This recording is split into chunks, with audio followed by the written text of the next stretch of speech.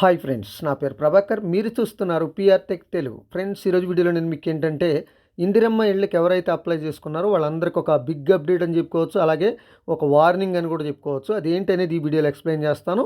వీడియోని స్కిప్ చేయకుండా చూడండి. ఫస్ట్ టైం మీరు మన ఛానల్ చూస్తున్నట్టయితే మన ఛానల్ని సబ్స్క్రైబ్ చేసుకోండి.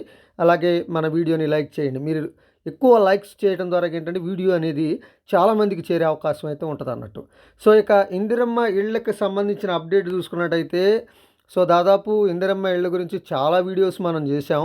కానీ ఈ ఒక్క పని మాత్రం ఎవరైతే ఇందిరమ్మ ఇళ్ళ కోసం అప్లై చేసుకున్నారో వాళ్ళకి గవర్నమెంట్ అనేది ఒక వార్నింగ్ ఇచ్చింది. ఏంటంటే మీరు యాజ్ పర్ రూల్స్ ప్రకారం, గైడ్లైన్స్ ప్రకారం ఇందిరమ్మ ఇంటి కోసం అప్లై చేసుకోకుండా ఒకవేళ వేరే ప్రూఫ్స్ ఏమన్నా పెట్టి లేదా ఆ ప్రూఫ్స్ని మోడిఫై చేసి డీటెయిల్స్ అనేది ఎడిట్ చేసి ఒకవేళ మీరు ఇందిరమ్మ ఇల్లు అనేది తీసుకోవడానికి ప్రయత్నంగా చేస్తే మీకు జీవితంలో పర్మనెంట్గా ఇందిరమ్మ ఇల్లు అయితే రాదు.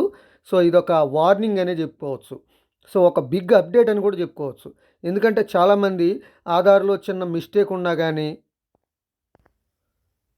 పాన్ కార్డులో ఏదైనా మిస్టేక్ ఉంటే ఆన్లైన్లో ఎడిట్ చేసేసుకొని, లేకపోతే రేషన్ కార్డులో మిస్టేక్ ఏదైనా ఉంటే ఆన్లైన్లో ఎడిట్ చేసుకొని ఇలాగా చేస్తూ మాన్యువల్గా చేసేవాళ్ళు ఉంటారు కదా. వాళ్ళకిన చాలామంది రేషన్ కార్డుకి సంబంధించిన డీటెయిల్స్ అనేది మోడిఫై చేసి కానీ ఇలాగా ఒకవేళ ఇంక్రిమెంట్ కోసం పెట్టుకుంటే వాళ్ళకిన ఎలిజిబిలిటీ లిస్టులో కనుక వచ్చారు అంటే జీవితంలో మీకు ఒకసారి గవర్నమెంట్ అనేది మళ్ళీ క్రాస్ చెక్ చేస్తుంది.